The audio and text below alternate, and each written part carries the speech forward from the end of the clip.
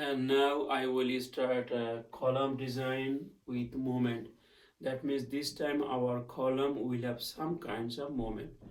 Now, moment can be like occurred in moment two ways.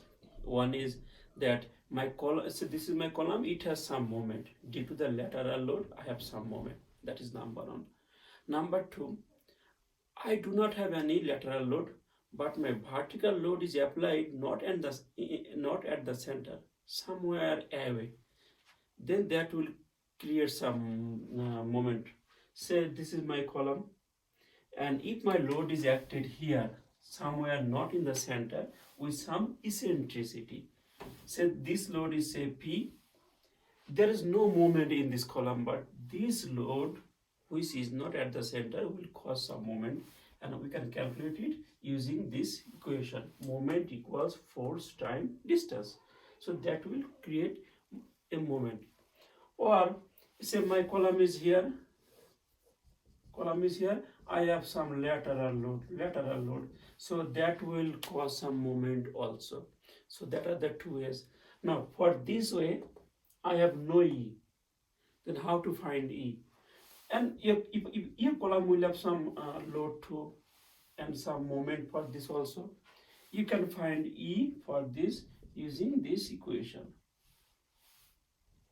So moment divided by P is your eccentricity, because we need this value, E, eccentricity value, we need it when we will design the column. For this column, if we take a section here, we cannot use this moment. We have to say the centroid is here. We need to apply this load somewhere here or here. Now all this discussion is based for one-way moment. If your moment is one way, that means you have eccentricity only in one direction. Moment can be two ways also. That is our next discussion. So in this video I am doing only one way moment. Okay, so if I summarize here, if I have some lateral load that will cause some moment, and I have some vertical load that will cause some axial deformation, then I can convert this moment into some eccentricity. Now again, this is eccentricity here is not real. This eccentricity is the effect of this moment. Other kind is this. My load is applied with some eccentricity and there is no moment. So whatever the case is, design is similar. Now in both cases we need to find E. Okay, then some example which column might get some one way moment. Say this column, this girder has some load, this has some load. If the load here and there is equal, there will be no moment this way. But there is no load here, but there is load here, so there will be moment that way. So this column must have one-way bending. This column might have two-way bending, because there is no load here, that means it will bend that way. There is no load here, that means it will bend this way. So this column will have two-way bending. Internal, if load here and there are equal, then no bending this way. If there are load here and here, no moment this way. But sometimes we consider the worst case scenario. Say here I have dead load, live load, dead load, live load. If this D plus L are equal, there will be no moment this way. Sometimes what we do, we intentionally delete this live load. Then there will be some moment. So we calculate that moment and we design this column based on that moment. Now why do we delete it?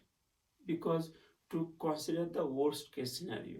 Maybe there is load here, there might not be any load there.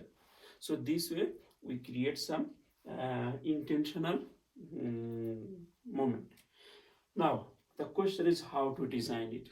So again we are considering only one way bending.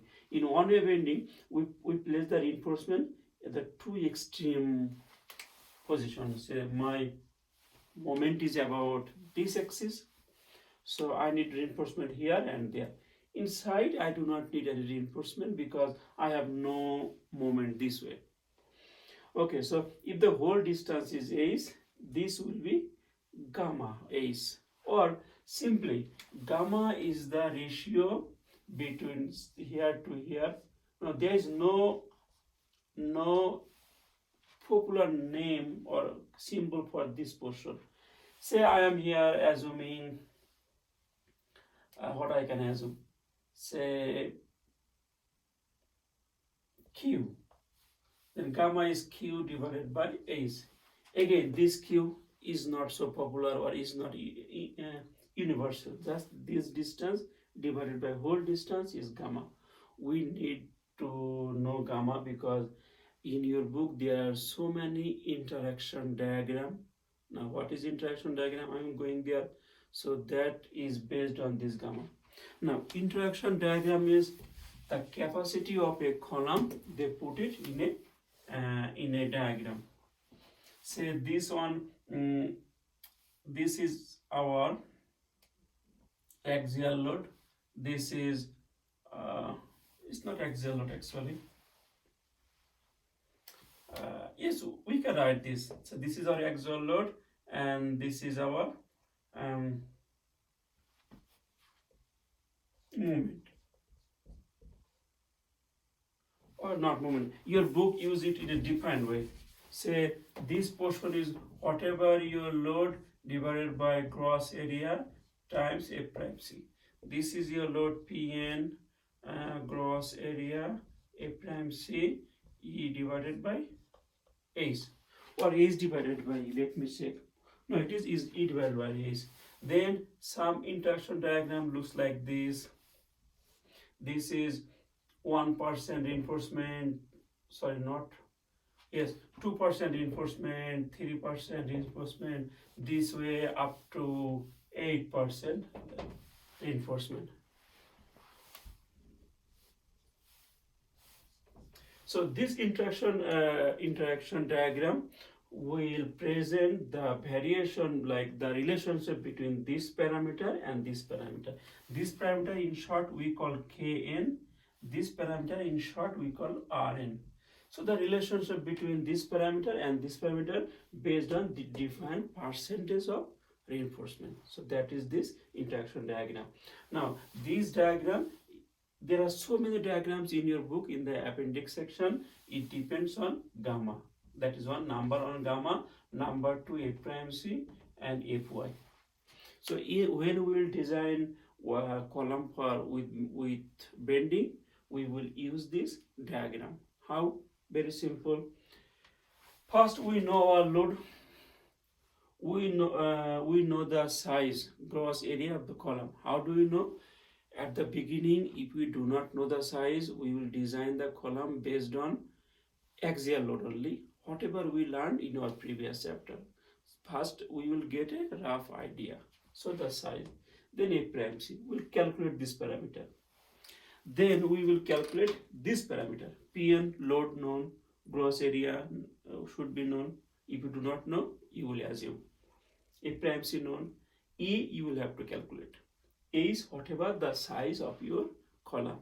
Where you will get A is either it will be given, or you will assume, or you will calculate it based on uniaxial design assumption, whatever you learned in your previous chapter, or you will assume a value. Now E, how you will find? So two ways. One is either you know that your load is acting not in the center, somewhere here. You know it. Or you do not know it, just your column has some axial load and has some moment. Then calculate your E, M by P. So either this way or that way, you need to find it, E.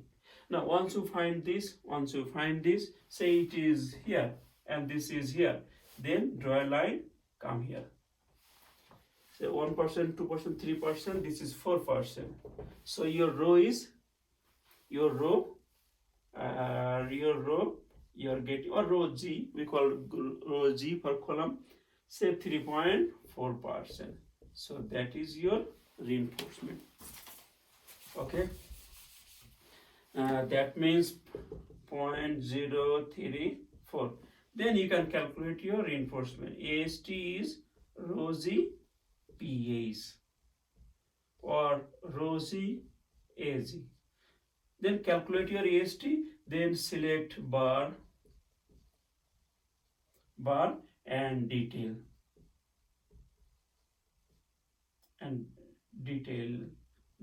Yes. So you can see here one way column design is very simple. First calculate this, second calculate this, find your chart from your book which chart is applicable, then interpolate and find the Rosie, then AST is Rosie AZ. You will find your area of reinforcement, then find bars, place it to the detailing here. Sometimes say this gamma say 0.6, your gamma in this beam say 0.65. There is no table chart for 6.5. What you will do? You will use chart for 0.6, then you will use chart for 0.7, and then you will get two Rosie, one from this chart, one from other chart, interpolate. So sometimes you will need to do it. I was seeing your book, example 10.3, very clear example. 10.4, very clear. 10.5, very clear. 10.6, very clear. 10.7, also clear. So there are a lot of examples in your book which will tell you clearly. So I will advise you to go to book and practice this example. So in my next video I will solve one problem also. Thank you.